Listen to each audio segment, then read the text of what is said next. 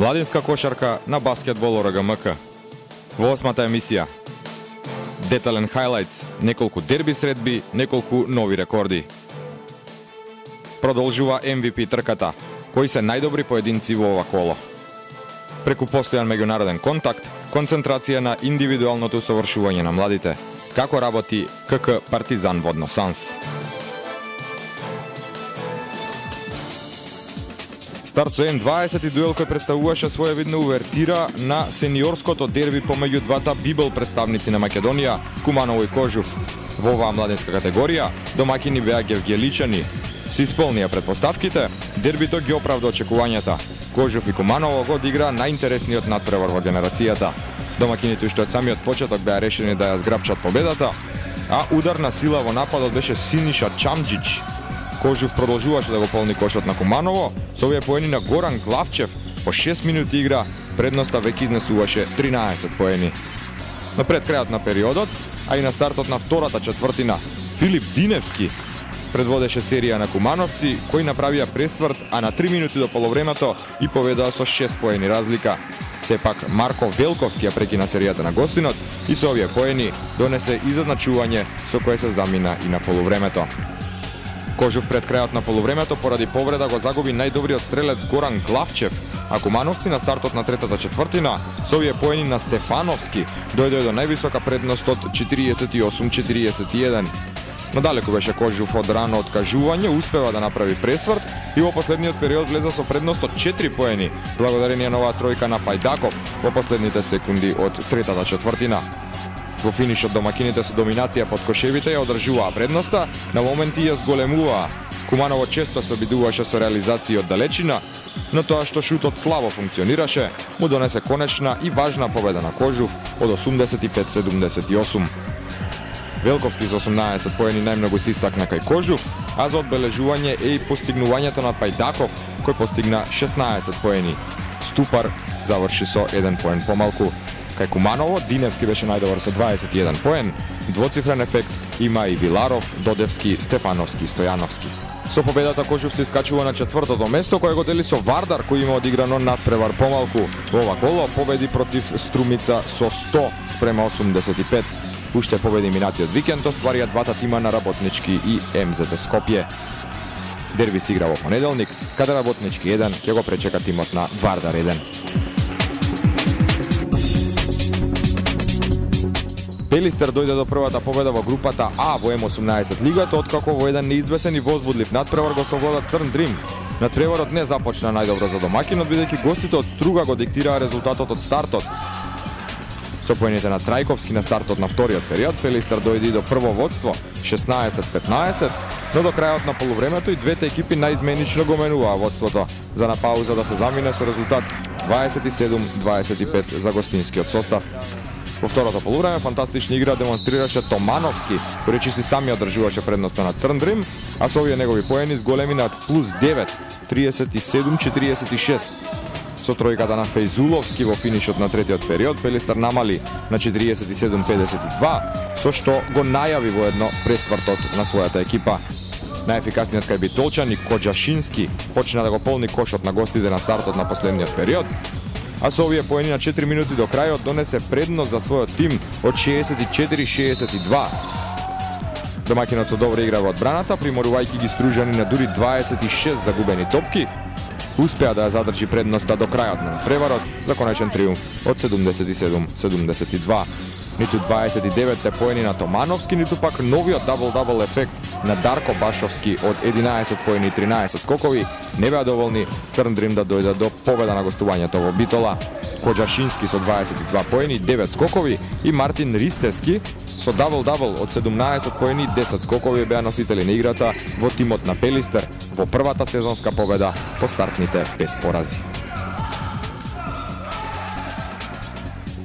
Еве ги другите резултати од групата А. Феникс со добра игра и го нанесе првиот пораз во сезоната на Лирија, со што МБА Чаир е сега лидер и единствен со максимален учинок. Водно Санс ја оправда фаворитската улога и во надпревар со голем број поени го победи Фени Индустри по Кавадарци. Во групата Б во М18 Борец Баскет одигра изедначено прво полувреме против Струмица, на домашниот тим постигна дури 30 поени само во третата четвртина и успеа да го скрши отпорот на тимот од Велес за брза рехабилитација по минатонеделниот пораз од Работнички. Освен почетните 2-0, Борец не дојде до водство во ниту еден дел од надпреварот, но Марин Панов, Марио Мојсов и Бојчо Есенчев беа играчите кои се истакнаа во нападот, одржувајќи достижна негатива во првите 20 минути. Трета четвртина и на сцена стапи триото Тренчев, Парталов, Шивачев, за кој одбраната на Борец немаше решение. Со серија од 14-0, Струмица стигна до предност од 20 поени, која рутински одржа до крајот од надпреварот. Тројцата лидери кај Струмица искомбинираа 47 поени во надпреварот, предводејќи го својот тим до 6-та победа сезонава, додека кај Борец Марин Панов со дабл-дабл од 15 поени и 11 скокови беше најзабележителен на теренот. Двоцифрени беа уште Мојсов со 14 и Есенчев со 12 поени. А на другите надпревари рекорд во Кочани. Баскет Дино постигна 179 поени во победата над Риджис, надминувајќи го рекордот кој досега го држеше МЗТ Скопје за 9 поени. И останатите фаворити ја оправдаа улогата, па на табелата Вардар и МЗТ остануваат лидери без пораз по 7 средби. Работнички, Баскет Дино и Струмица ги следат во чекор.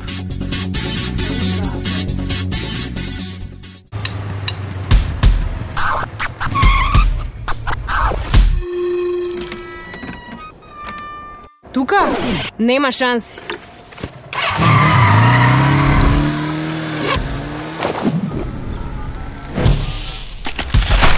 Ало, брат, ми треба помош. Еј, Тино, кај си? Хајде зирни надвор.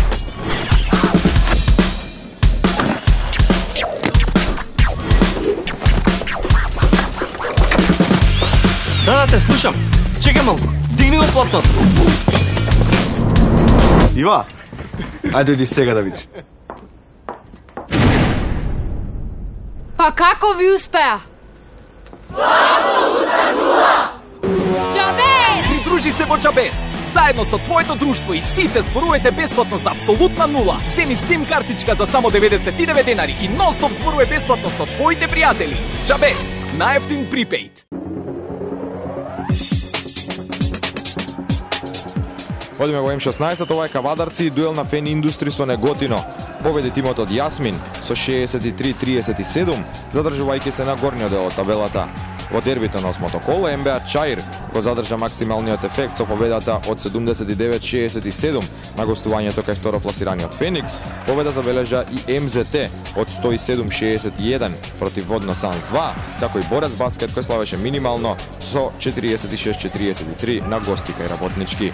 Во ова коло гостински триумфи обезбедија Водњански и Црн Дрим.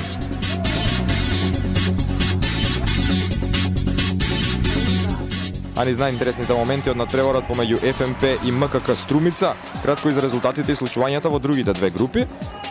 Од овој крајно интересен и неизвесен дуел победата ја однесе гостинскиот тим МКК Струмица со минимални 80-79 и го одржа чекорот со водечкиот јуниор, кој пак останува и натаму со максимален ефект по 7 надпревари, откако го победи Про Баскет со 102-31. До прва сезонска победа колово дојде Баскет Дино, совладувајќи го Аз Берово во дербито на дното, а победи уште и Струмица на гостувањето во Гевгелија кај Бест. Ова се резултатите од групата А. Крива Паланка беше сигурна дома против Вардар, а доминацијата во групата продолжува и ФМП 2 со победа над второпласираниот Јуниор 2 од 98-54. Во најнизвестниот меч колово, Ангели го совладаа МЗТ со 65-63, додека Водно Санс и Куманово се екипите кои обезбедија гостински победи.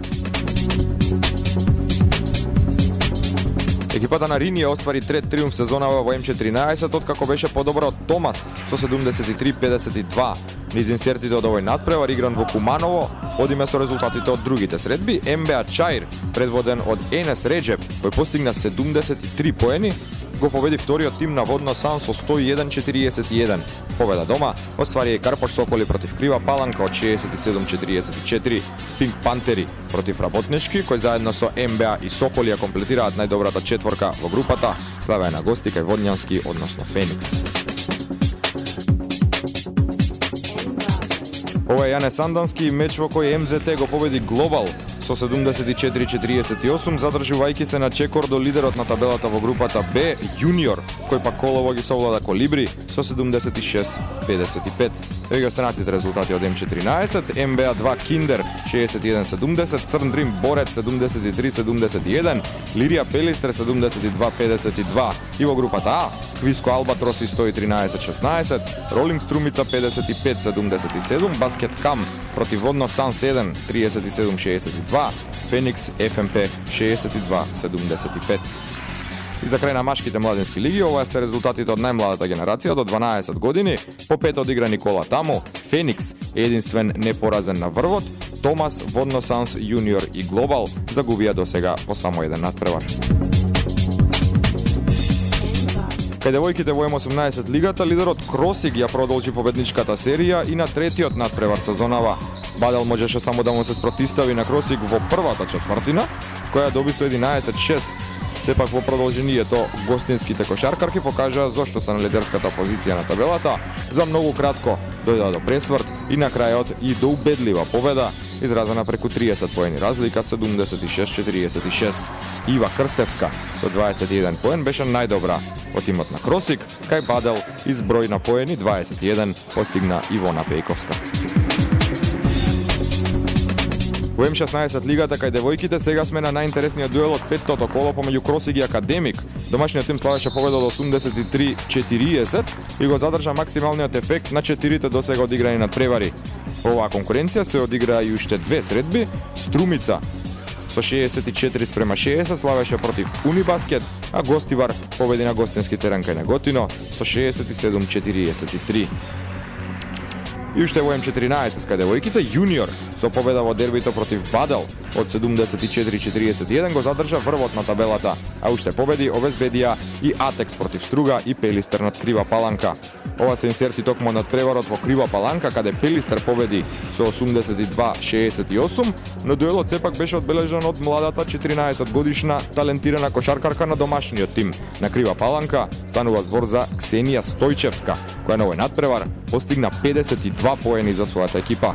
Иако дури оваа година незината генерација се надпреварува во младинските лиги, Стојчевска веќе неколку години игра и во до 4 години повозрастните генерации, иако се уште многу млада, важи за еден од најголемите потенцијали во македонската женска кошарка.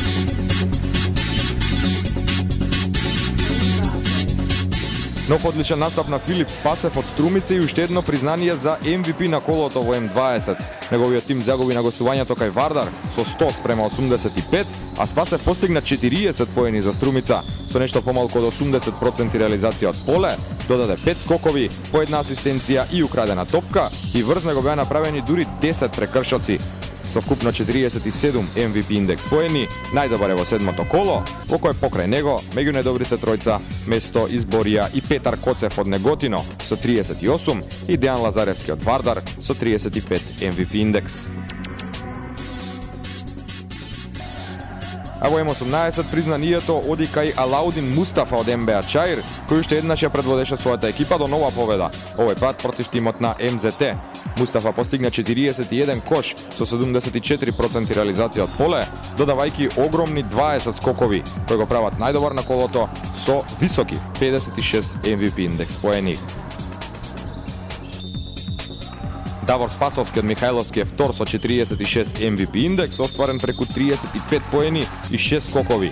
Ова што го гледаме се инсерти токму од неговиот настап против МКК Струмица. Трет најдобар е Дејан Минов, кој во рекордната победа на баскет Дино над Риджис постигна 27 поени со 6 скокови, 4 асистенции и 4 украдени топки.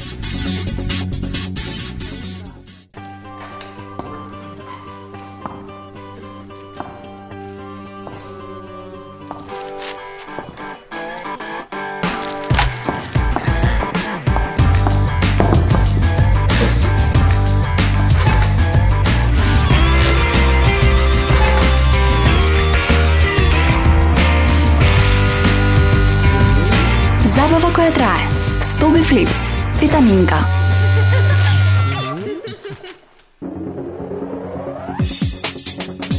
Повеќе од една деценија како младинска школа, од пред 2 години и како сениорски клуб, со веќе сериозни намери за пласман во елитната македонска лига. Кошаркарскиот клуб Партизан водно Санс од година во година ја унапредува својата прецизно изработена програма за работа, која веќе очигледно е дека носи резултати. Поразговаравме со собственикот на школата, воедно и главен тренер на сениорскиот тим, Горан Андреевски. Како работи, на што се фокусира Партизан водно Санс? Целта на секоја школа во млади категории треба да биде стварање на продукт. Продуктот во оваа ситуација е стварање играчи, млади кои што би биле дел од тие сениорски екипи. Ние гледавме, значи, да отвориме една широка перспектива за младите играчи, каде својот ангажман во иднина би го продолжили. Некои, нели, нормално одат во многу поквалитетни клубови, каде што до сега во пракса кај нас и тоа се покажало еден Андреј Магдевски, кој што во моментов е во младинскиот погод на КК Партизан од Београд. Исто така, нашите млади играчи, ние имаме веќе втора сезона како функционираме со сениорска екипа, која што во моментов се такмичи во втората македонска лига. Се надеваме, нели, дека имаме амбиции за во прва лига и нашата цел е да им овозможиме на тие млади играчи пат каде тие би го прикажале своето знаење. Односно, отвараме една иднина сето она време кое што го поминале во нивните млади години, да тоа им се исплати на некој начин. И претежно се школски училишни сали и користиме една поголема сала, значи нашата арена Борис Трајковски, каде што таму ги одигруваме поголемиот дел од надпреварите и со првата екипа и со младите категории. Имаме одлично поставена структура од поглед на она што се вика финанси за сето тоа да се одржи. Благодарение на спонзорите како Тинекс, Пелистерка, Макита, Сител телевизија. Сите тие ни овозможуваат едно добро функционирање. Имаме наша приватна собствена лига, која што во моментов се емитува на Сител телевизија. Тоа се дечиња малецки кои што се уште не се вклучени во системот на надпреварување во федерација, бидејќи таму е лимитот да почнат од некоја возраст 10-11 годишна возраст. Ние, она што се вика школа за кошарка, деца до 10-11 годишна возраст, каде што уште нема оформено систем за надпреварување, пробуваме да направиме една лига, благодарение на сите спонзори кои што ги набрав, да им овозможиме да осетат што тие во иднина треба да очекуваат и што би правеле. Годинава со преку 600 членови распоредени во 12 училишта, со кои редовно работат 12 тренери.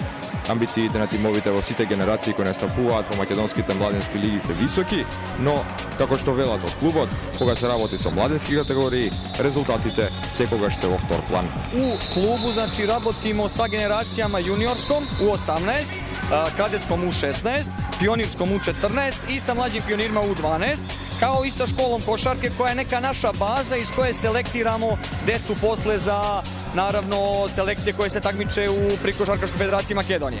Ние првенствен cilj резултат. Nama je prvenstvен cilj razvoj i produkcija mladih igrača.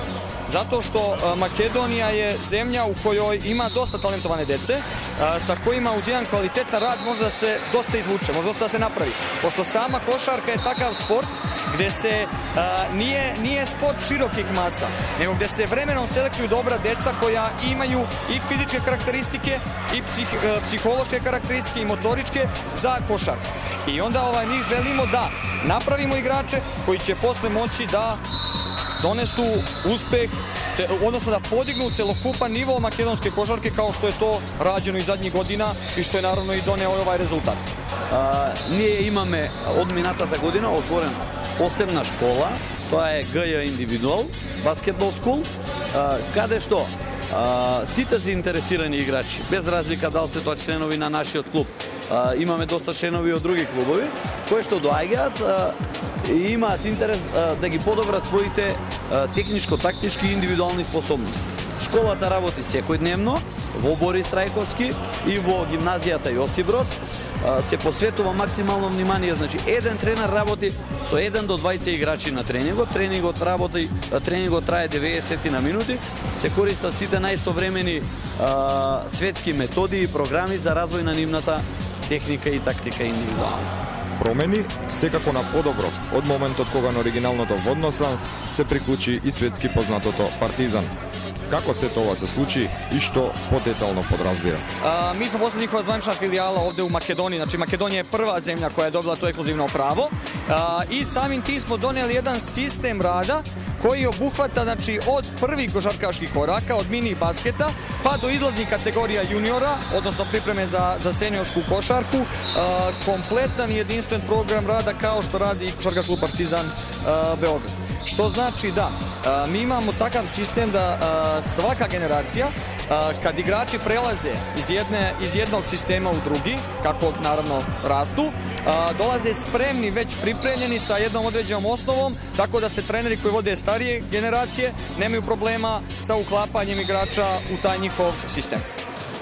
Повеќето што се запознаени со Водно Санс знаат дека во тие 13 години екзистенција на Водно Санс константно сме на завршните турнири во одредени генерации, што говори, може да кажам до негде, за нашата квалитетна работа.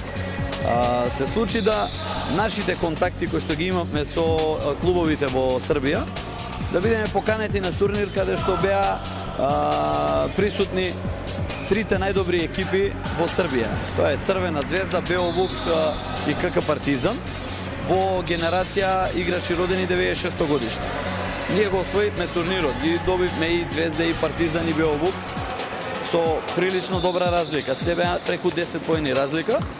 Да, по завршување на надпреварот со КК Партизан дојде директорот на Партизан, ни упати директна покана да присуствуваме на надпревар на првата екипа во Јадранската лига и за време на тој надпревар имавме некој, би кажал, конструктивен разговор каде што тие побараа нашиот најдобар играч Магдевски Андреј, беа заинтересирани за него да преиде во Белградски Партизан. Првиот нивни муабет беше што ние бараме за возврат да го добијат они Магдевски Андреј. Нашиот одговор, значи, не е како сите други клубови од финансиска гледна точка, ние не баравме ништо. Предуслов ни беше да тие нас ни помогнат да го користиме нивниот бренд, нивното име и пред се да ни помогнат највеќе во изготвување на програма и развој на нашите тренери. Нашиот клуб, може да кажам, максимално инвестира во тренерите. Константно сме на обука 3 до 4 пати во годината.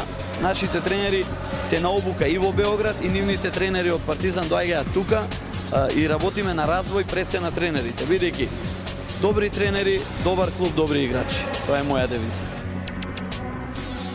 Ви благодариме што бевте со нас и во оваа 8-ма емисија. И натаму следете македонската младинска кошарка, детално на Баскетбол ОРГМК.